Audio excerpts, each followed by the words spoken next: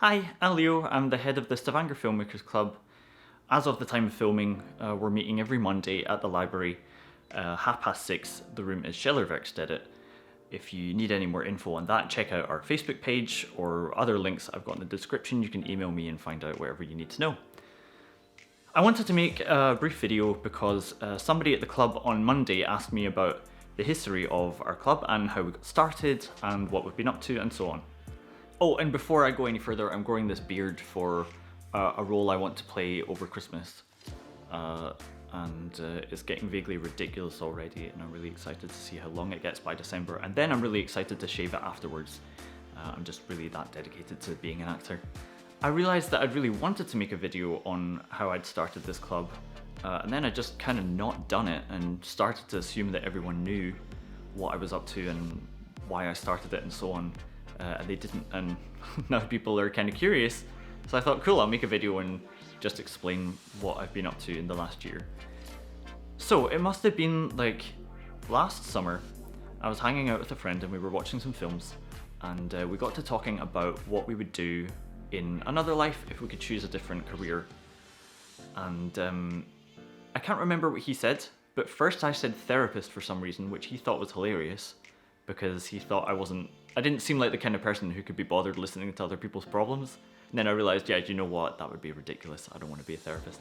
But indie filmmaker was another choice of mine. And he said, you know what, yeah, that's cool. I would like to do that too. I can see how that would be really rewarding. I realized this wasn't the first time that I'd thought about being like an indie filmmaker, because I worked during the day as a process engineer, and I'd had to fly to Haugesund, which is this like, oh god, town or city or something, I'm going to Google it later and be embarrassed, where they have like a yard where they build stuff. So I had to fly there to oversee what they were building. You know, at the time I was there, it was also the Haugesund Film Festival. And so there were a bunch of cool looking arty people staying at the same hotel that I was staying at, but I was sitting at the table with all the other engineers, and I thought, maybe I'm not sitting at the right table. So yeah, and then you kind of think, why has that not changed? Why am I not at that other table? And you're like, well, I'm an adult, and I didn't put my time into the thing that would have got me over there, so that's why it didn't happen. Then I realized, what's stopping us? Because as far as I remember, there have been like a bunch of films made with phones. So don't we have phones? Can't we make films? And yeah, there have been like a bunch of films made with phones. I'm going to put some links. I'm going to learn how to put links to those on the screen. Hopefully I managed and they're here, or if not, they're in the description. It turns out, by the way, that the fact that films have been made with phones doesn't mean that anyone can make a film with a phone. But yeah, so I thought, well, nothing's stopping us really. What kind of technology do we need to make this? We already have a phone, so we can film something. There's some like reasonably cheap audio options to improve the audio. DaVinci Resolve is a free editing software. I later discovered Blender, which is like free 3D rendering software thing that people have made entire motion pictures in. You can download that for free. It's a really wild time to be making films in general, that there's so much accessible technology that's super advanced. So it was all available to us, and I realized maybe we don't need to wait until another lifetime to be indie filmmakers. Maybe we can just get going. So eventually I learned how to use the software and the best apps on my phone to record films, and I made a 1 minute or so film called Can I Quit My Day Job Yet, which I've put a link to in the description.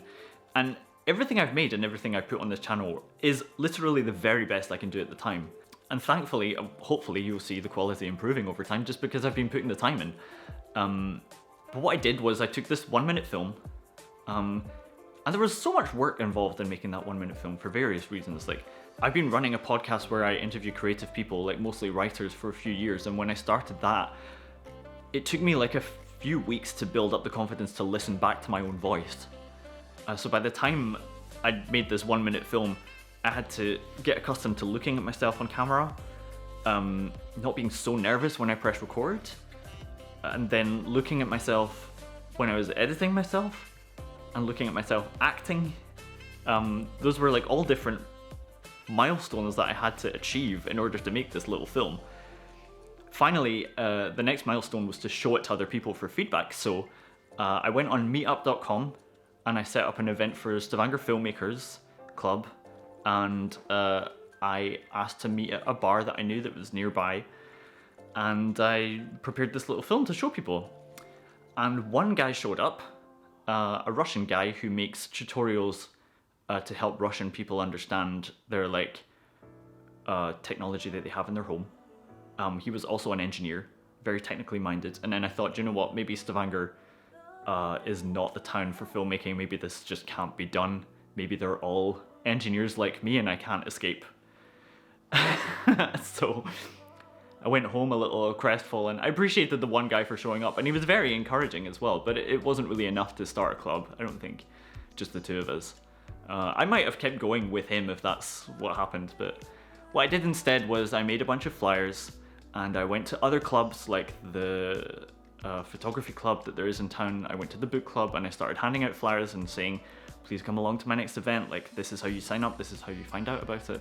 I created an email account, and then I realized that most people in Stavanger use Facebook and not meetup.com. So I set up a meetup.com and a Facebook event at the bar again in another few weeks, and then like 7 or 8 people showed up, and I showed them my little film, and I said, do you want to get started? I make that sound simpler than it was, because I think this is really why I want to make this video actually, is because I think they assumed I had some sort of expertise or qualifications or, you know, everything that we associate with filmmaking really, when we don't know much about it. I didn't have any of those things, and I didn't believe I needed any of those things to start a filmmaking club, especially not with beginners. Actually, I think the approach that I used was exactly correct to attract the type of people I wanted, which was total beginners like me. I mean, that I knew of, nothing like this was going on in the city. That still seems to be the case. I've been living here for 7 years now, and I think for years I was just like, oh my god, there's nothing to do here. I can't believe it, I guess I'll just stay home. Then I realized I'm an adult. If I want something to happen here, I could make it happen. I mean, everything else is just made by other adults, so what's stopping me? So, because I'd advertised at the photography club, which is run by the Stavanger Active People Society, they wanted to meet with me because they were looking for new activities. So I met with the head of the Stavanger Active People Society, and they liked my pitch, and so they helped me get a room at the library to meet every week, which we do now.